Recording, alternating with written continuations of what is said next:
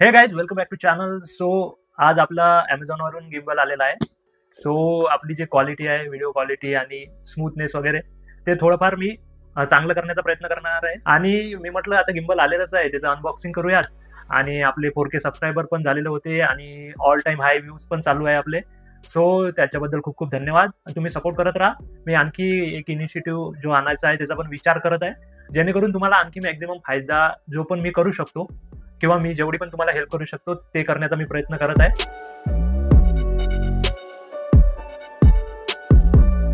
आणि तुम्हाला हे पण सांगायचं होतं की थोडंफार इंजिनिअरिंगच्या रिलेटेड, जेईच्या रिलेटेड थोडं नॉलेज आहे. जेवढ्या पण एक्झाम क्रॅक केल्या आहे किंवा डिस्क्रिप्शनमध्ये किंवा मग अबाउट सेक्शनमध्ये जेवढं मेन्शन आहे त्याच्याविषयी मला मॅक्झिमम माहिती आहे. पण कसं राहते, आता MSCB मध्ये सिव्हिलच्या रिक्रुटमेंट आहे, ज्युनियर ऑफिसर सिक्युरिटी वगैरेच्या रिक्रुटमेंट आहे, LTCची रिक्रुटमेंट आहे, टेक्निशियनची रिक्रुटमेंट आहे.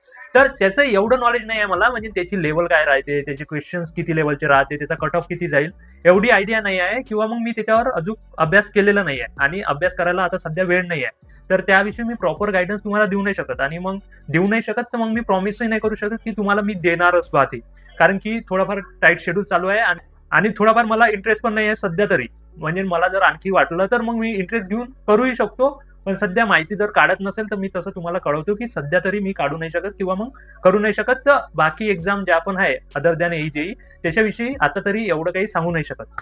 तर हा एक पॉईंट क्लिअर करून ठेवा. म्हणजे विचारू शकता, पण असं एक्सपेक्ट करू नका की याला माहीतच राहील. तर ते एक क्लिअर झालेलं बरं.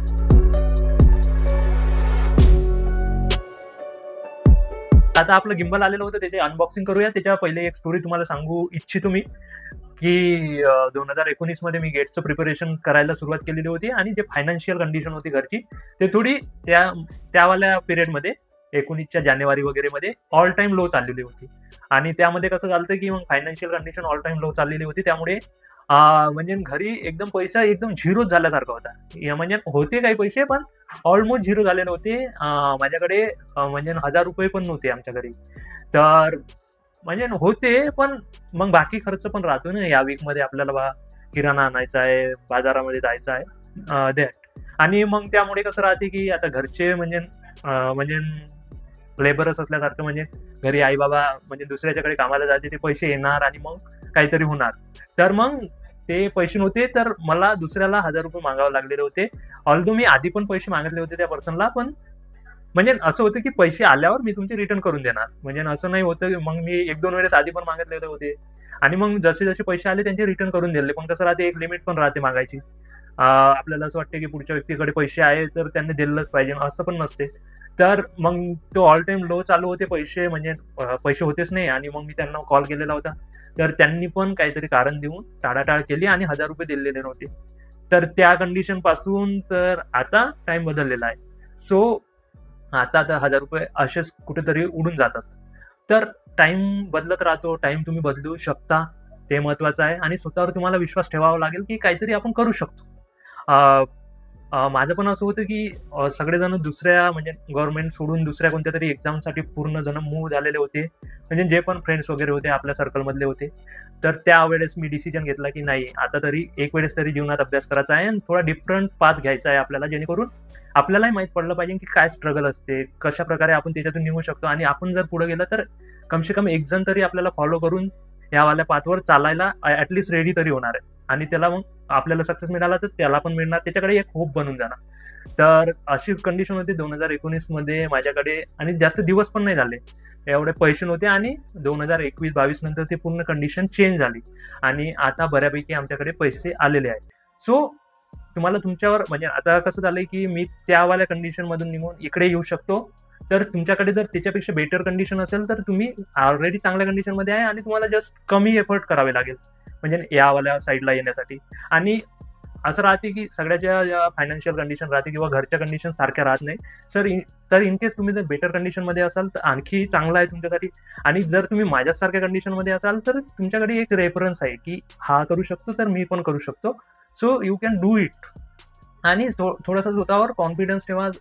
म्हणजे तुम्हाला एकच गोष्ट करायची राहते, म्हणजे प्रिपरेशन कसं राहते, सध्या कॉम्पिटिशन आहे ना, तर तुम्हाला त्यावाल्या या इन्स्टन्सला तुम्हाला विचार करायचा आहे, असं रॅन्डमली काही न करता थोडासा विचार करा. सकाळी काही म्हणजे तुमचे काही चांगले हॅबिट्स लावून ठेवा तुम्हाला, जसं की सकाळी उठणं, सकाळी लॉंग वॉकवर जाणं विदाऊट मोबाईल. आणि जेव्हा तुम्ही जाणार लॉंग वॉकला, तर तुमचे जे कन्सेप्ट आहे जे क्रिस्टल क्लिअर राहणार. म्हणजे मला आज काय करायचं होतं, काल काय केलेलं होतं, कालच्या पेक्षा आज थोडं काय चांगलं करू शकतो.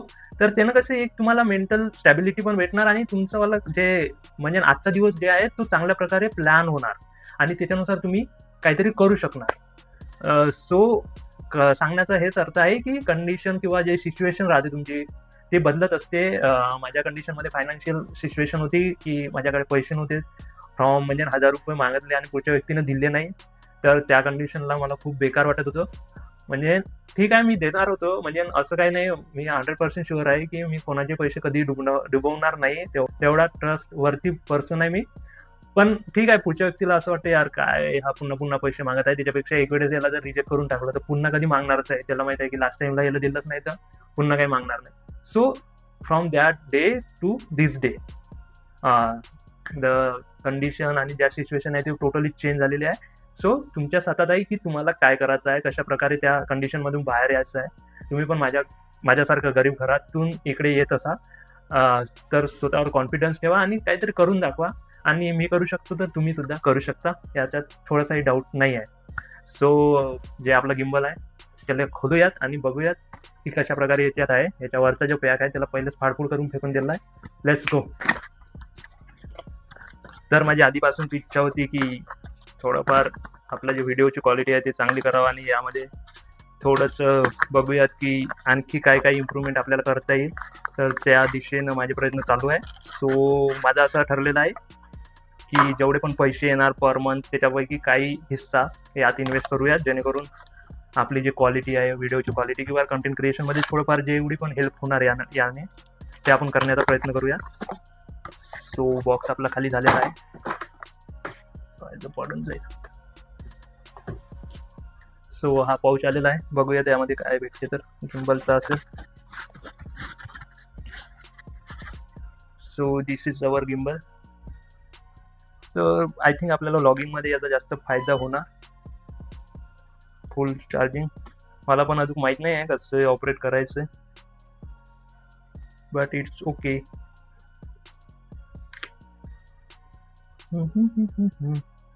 So this is the gimbal. Next video आपण याच्यावर ट्राय करूयात की काय होणार, कसं करायचं आहे याला. तर स्टॅबिलायझेशन वगैरे बरं येते त्याच्यामुळे. आपला काही अनबॉक्सिंगचा व्हिडिओ नाही आहे, जस्ट बघत आहे, आता करतच होतो तर मी म्हटलं शेअर करून द्या आपल्या चॅनलच्या व्ह्यूअर्स सोबत किंवा आपल्या मित्रांसोबत. So this is I think charger type C to type C and this is again a charger. I think this is for connection, मोबाईलचा कंट्रोल वगैरेसाठी असेल आणि एक चार्जिंगसाठी असेल. त्यानंतर आय थिंक हे अटॅचमेंट्स आणि बॅटरी आहे, हे एक्स्ट्रा बॅटरी आहे, हे अटॅचमेंट्स आहे.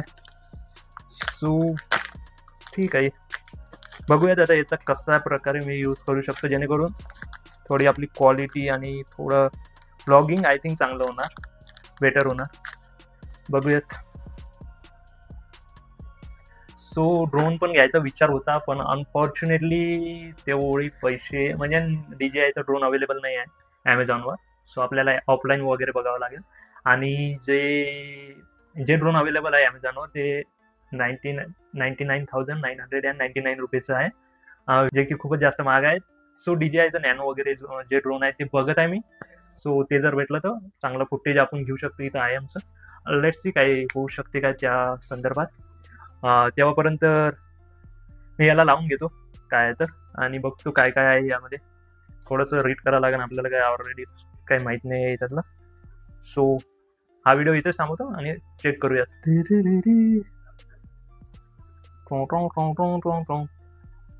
क्या हो रहा है? हो रहा है भाई, कुछ तो हो रहा है.